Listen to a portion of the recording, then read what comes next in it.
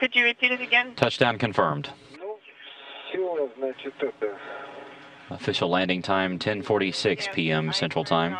The relay for 11:46 p.m. Eastern Time. It is 10:46 a.m. on the ground there in Kazakhstan.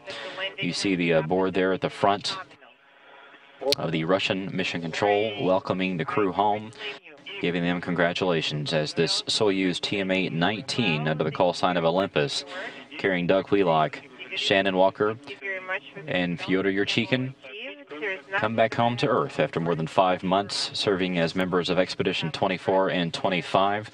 Once again, Yurchikhin now has 371 days in space. Wheelock has 178 days, and Shannon Walker 163 days. Now we're getting our replay that we were talking about from the Russian Mi-8 helicopters. This should give us some good views of the Soyuz as it descended down to the steppes of Kazakhstan. Once again, our landing took place at 10:46 p.m. Central Time. And there you see it, the Soyuz TMA-19 flying under the call sign of Olympus underneath its main parachute. That parachute is extremely wide. It is 1,000 square meters. And you can see the Soyuz sort of canted over a little bit.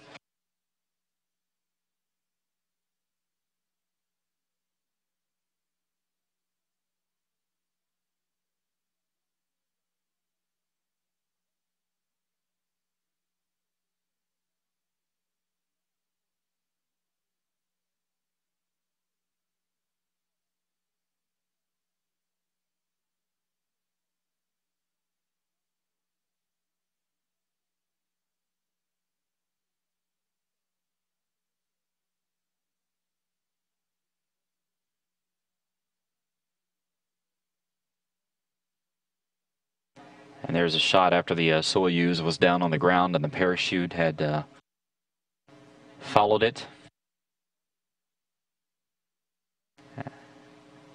As we had reported earlier, it took about 2 to 3 minutes for the helicopters to get on the ground, and there we see some replay of the crew as they begin to be extracted from that Soyuz. As Rob Navius had reported, this Soyuz had very little charring on the outside of it. You can see it there. There's always some sort of a black charring on the Soyuz after they suffer through the heat of re-entry. But this one is not nearly as much as they typically are.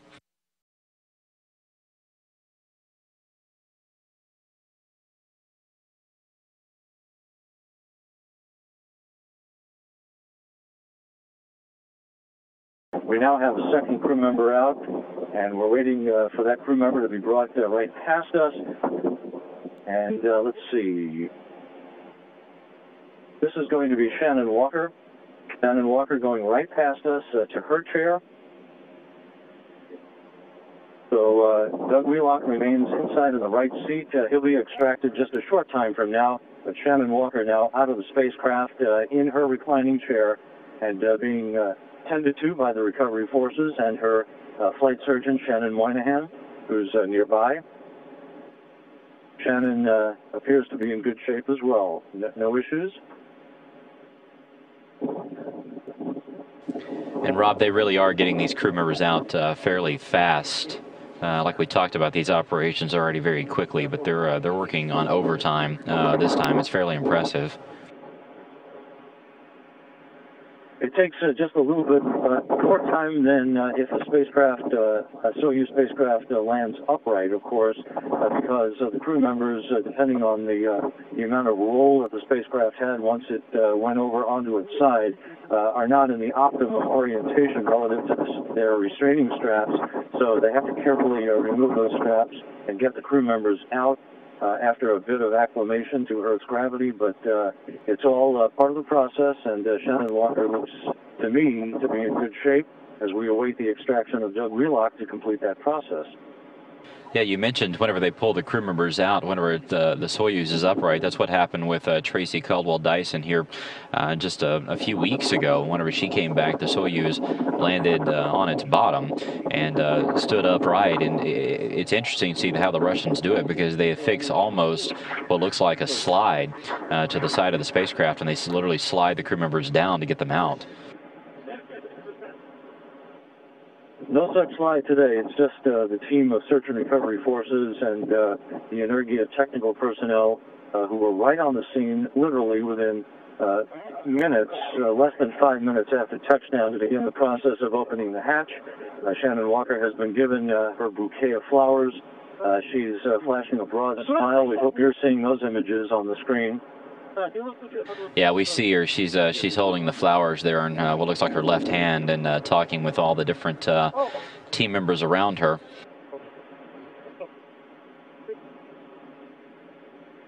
Well, they're making sure that the crew members are bundled up because it is a bit chilly out here. They will not be in their chairs for very long. Shannon Walker flashing me a smile and a wink of the eye. She looks to be in great shape, and we should be just a few seconds away from Doug Wheelock joining his crewmates in these reclining chairs, Josh. And Rob, as you continue to give us the report there on the ground, people will notice, whenever these crew members get out of this Soyuz, they've been up in space for more than 5 months. You will notice that they keep their heads very, very still. The reason for that, obviously, is because their bodies and their inner ears are not quite used to the gravity yet, so they keep their heads still so they don't get dizzy or get lightheaded or anything like that. So that is why you see the crew members sitting fairly still as they sit there in those reclining chairs. Well, that is part of the protocol, of course, and the condition that they return to Earth in is also part of the testimony to the incredible array of exercise equipment that exists up on the International Space Station. Daily exercise, no exceptions, about 2 hours of exercise a day to make sure that their muscles are toned, that their cardiovascular systems remain in good shape during the absence of gravity for the 5.5 to 6 months for each of their flights. So, in fact, they're in pretty good shape when they come down, despite the requirement, obviously, to acclimate to a gravity environment after almost a half year of weightlessness. Doug Wheelock is now out of the Soyuz, and the team is about to carry him over to this reclining chair. We'll get a glimpse of him just moments from now. Here he comes, right in front of me. He'll be moving right past me into his reclining chair. He's waving, flashing a big smile as they put him into his chair. And we'll get a moment with him just a second or two from now. But today's reentry went by the book, Josh. It was textbook. It'll be interesting to talk to Doug to get him to compare the shuttle reentry to the Soyuz reentry. We've been talking about the fact that he flew on STS-120 back, I guess, 3 years ago, almost to the day, really. It was in October of 2007, I believe, and to compare the two reentries, I'm sure that they are radically different from each other. Yes, in fact, and of course, quite an eventful increment for Doug Wheelock as he performed those 3 spacewalks with Tracy Caldwell Dyson to replace the failed pump module on the International Space Station in one of the true seminal moments of that increment that restored full power to the International Space Station. Wheelock getting his blood pressure taken, which is customary by the team of Russian nurses and the medical team that's on hand here. But the NASA flight surgeon, Shannon Moynihan, is by Shannon Walker, and Dr. Bob Haddon, the flight surgeon, is with Doug Wheelock, but he looks to be in great shape. Yeah, we see Wheelock smiling at the camera now. He looks phenomenal.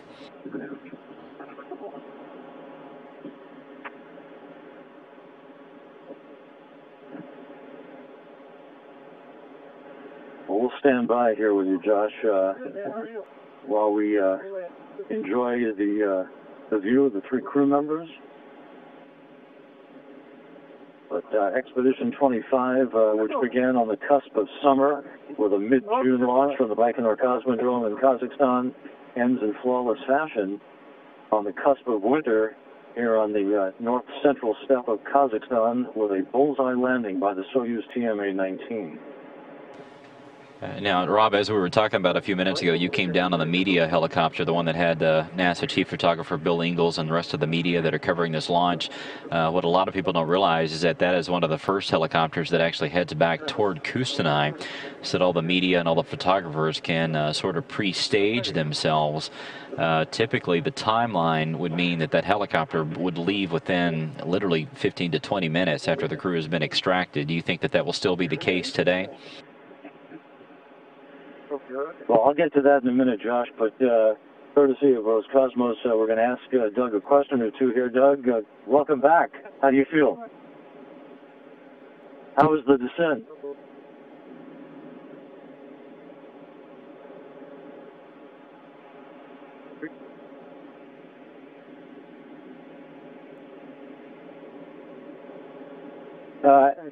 How'd the station look as you undocked? Yeah. We were able to greatly raise the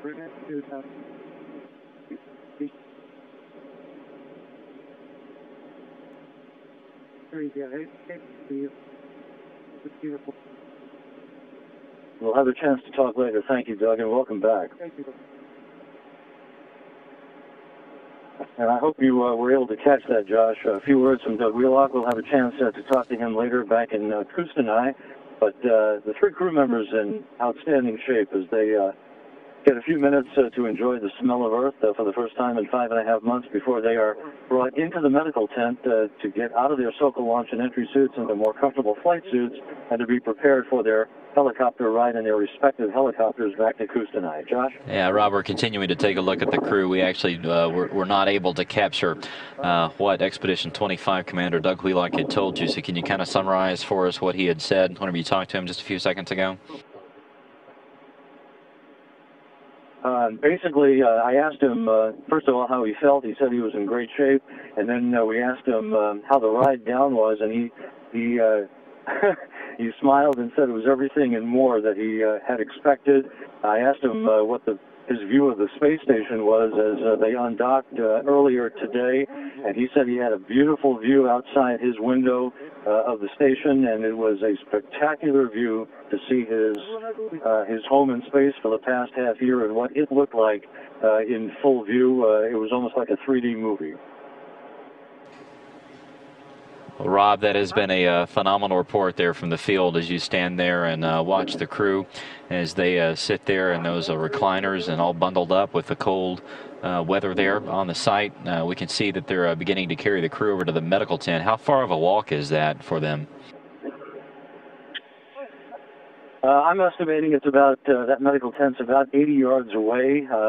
They will be, Fyodor Yurchikin is already being carried in his chair, and Shannon Walker is now being lifted. She'll be brought in right behind Yurchikin, and then Wheelock to follow. They're not going to let the crew members take too much time out there. Doug Wheelock is holding up a sign saying, "Hi, Mom," as he continues to enjoy his first moments back on Earth. But all three crew members will be back in the medical tent a short time from now, and we expect to be airborne back to Kustanai within the hour as this recovery process continues in flawless fashion. Josh? Rob, once again, thank you so much for all of that. It's been invaluable to hear your account there from at the landing site. On behalf of everybody here, we wish you a happy Thanksgiving, and you guys have a safe trip back to Kustanai, and then ultimately back to Houston, okay? Thank you very much, Josh. A pleasure to join you today, and thanks to our listeners and viewers on the NASA television network. All right, safe travels. We'll talk to you soon.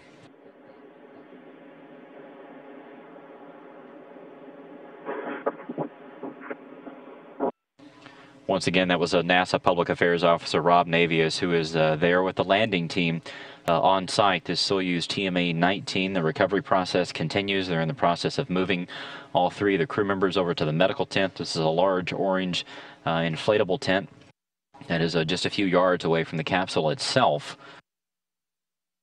As Rob and I were talking about, the Russians make a very quick work of all this, but especially whenever the weather is like it is and it's very cold, they want to get the crew members off into the warmer environments of that medical tent fairly quickly. Once again, our official times tonight. The hatches were closed at 4:14 p.m. Central Time. The undocking took place at 7:23 p.m. Central Time. The deorbit burn began at 9:55. It wrapped up at 9:59. And then our landing took place at 10:46 p.m. Central Time, wrapping up a fairly smooth re-entry and landing by these two astronauts and cosmonaut.